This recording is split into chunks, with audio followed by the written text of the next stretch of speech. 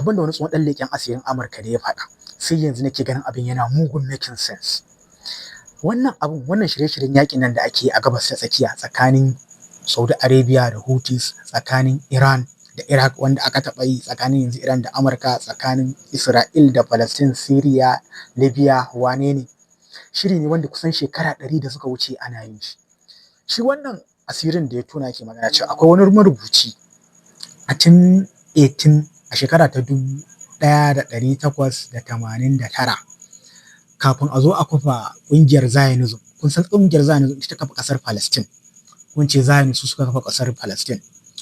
Su fito da tsare-tsaren yadda za su daidaita, su kawo matsaltsalu a addinin Islama, su raba kan musulmai, su rabar da duk wani region da ke da yawan musulmai ya kasance a cika shi da faɗe-faɗe da ta'addanci da rashin zaman lafiya. Wanda kai mai sauraro idan ka duba ka gani, za ka ga duk ƙasar da ka ji an ce ma musulmai suna da majority, sai ka ga ana yawan yin ta'addanci, magana ce ta gaskiya. Amma wane ne ke sponsorin ɗin ta'addancin nan kuma ake amfani da sunan addinin Islama ake yin ta'addancin? Ko mu nan a nan kwaman Najeriya, Northern Najeriya, ina ake ta'addanci? A nan Northern Najeriya ake ta'addanci. A wannan ma in ka cire irin su Morocco da Egypt wanda su yanzu sun riga sun zama karen Yahudawa. Dama duk irin wannan za a yi wa irin ƙasashe waɗanda ba sa irin wanda ake ganin kamar suna da ci gaba amma ba sa bin tsarin gwamnatin Amurka, ko kuma a dinga amfani da wannan ƙasashen don a dinga nuna wa al'umma yanzu za ka ga da kai abu kaɗan. Na san sautarin ku yawan musulmai da kun yi rigima da wani ɗan kudu ko wani wane sai kira ka ɗan ta'adda. Kai kuma kai ka san ba ɗan ta'adda ba ne ba. Amma wannan campaign ɗin nan da ake sa wani ya dinga amfani da sunan musulunci, ai gashi yana tasiri. Saboda za a kira ka ɗan ta'adda kuma za ka ji cewa an kira ka ɗan ta'adda. Saboda kai ba za ka kira Kirista ɗan ta'adda ba, ko ka laƙaba shi da wani abu wanda za ka ce gashi nan an irin wani sharri ne da media take masa, wannan abin ya zame masa. Akwai su ma dai wasu abu amma ba kamar irin wannan ba. To wannan rikice-rikicen da ake yi a gabas ta tsakiya shekara 100 baya an rubuta shi yadda za a tsara shi. Komai a tsanake ke tafiya. Tun daga kan yaƙin Syria, Libya, Iraq, Afghanistan duk an tsara shi yadda za a ƙaddamar da shi. Yadda za a dinga haɗa musulmai faɗa, yadda za a destabilizing ɗin region ɗin su kasance kusan cikin hatsaniya, yunwa, talauci, babu zaman lafiya, wanda su kuma a wannan ɗin za su dinga samun dama su dinga ɗibar arzikin ƙasa.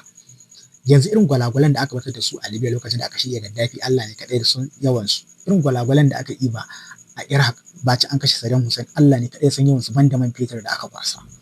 Irin gwalagwalai da kuɗi da aka fitar daga cikin Syria, Allah ne kaɗai san da su. Yanzu ita kanta Gaza da nake gaya muku, Palestine tana zaune akan wani maƙudan arzikin ƙasa na gas ƙato daga ƙasa wanda already an daɗe an san da shi. Yana ɗaya cikin deposit na gas da ba a taɓa gani a duniya ba. Shi sa har yanzu mutanen su kasa barin Gaza, suke ƙoƙarin su ƙwace Gaza daga hannun musulmai wanda sun riga sun gama ƙwace Palestine. Ɗan rago abin da suke da shi bai taka kara ya karya ba.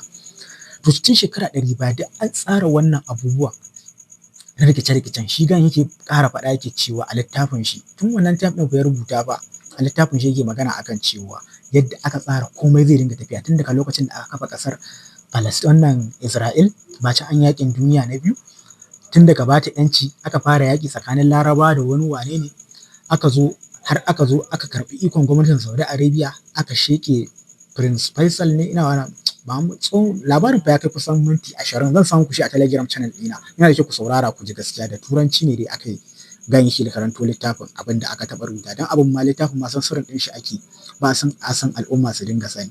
Tun daga lokacin da aka tsara kowane yaƙi wanda za a tabbatar da cewa duk wata ƙasa ta musulmai in dai bata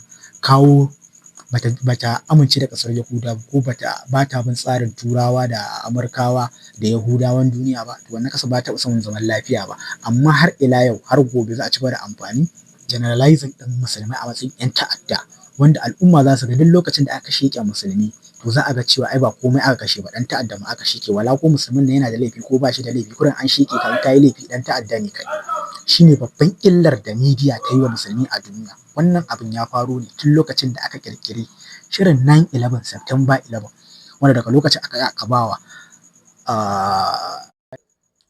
tun lokacin da aka yi wannan harin na Amurka na September 11 da aka ba Osama bin Laden, da ƙarshe Osama bin Laden ya fito ce shi ne kuma ya zo dinga cewa ba shi bane ba. tun wannan lokacin duk wani musulmi a faɗin duniya a Amurka tun daga nan aka samu asalin kalmar musulmi ɗan ta'adda ne kurum. Duk wani abu da kake yi, wasu halaye da kake yi, kwatsam yanzu ka je ka attacking ɗin bature da wuƙa ba da bindiga ba da hatsaniya ba kurum za a ce ɗan ta'adda ne kai. Wanda laifi ta'addanci ma menene ma'anar ta'addanci?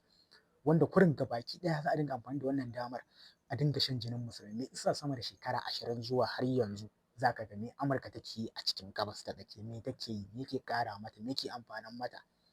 Saboda wannan social medias ɗin ne, 'yan mainstream media da suke amfani da wannan kalmar musulman ta 'yan ta'adda ne, ai suna zuwa suna maganin ta'addanci. Shine har kullum shine abin da ke tasiri a zukatan mutane su ga an sheƙe musulmi a duniya a ga ba komai bane ba. Saboda ai dama duk 'yan ta'addanci ake mun je mu yi maganin ta'addanci su a kullum abin da ƙasashen nan suke mutu. Wannan abun sama da shekara 100 an tsara shi yadda za a ƙwace, za a raunata musulunci, a raunata musulmai ya kasance ba su da haɗin kai. Shi yasa yanzu dan kaga musulmai ba su da haɗin kai ba wani abun mamaki bane ba. Duk kullallen shiri ne wanda an daɗe ana yin shi sama da shekara 100 kuma a tsanake ake bin tsari-tsari. Kowanne ya dinga zuwa yana wucewa daga ai wannan shekara ai wannan tsarin, wannan shekara ai wannan tsarin. Kai har nan da shekara 100 mai zuwa ma har bacin mun mutu ma akwai irin tsare-tsaren da za a zo a ci gaba da nakasantar da addinin Islam.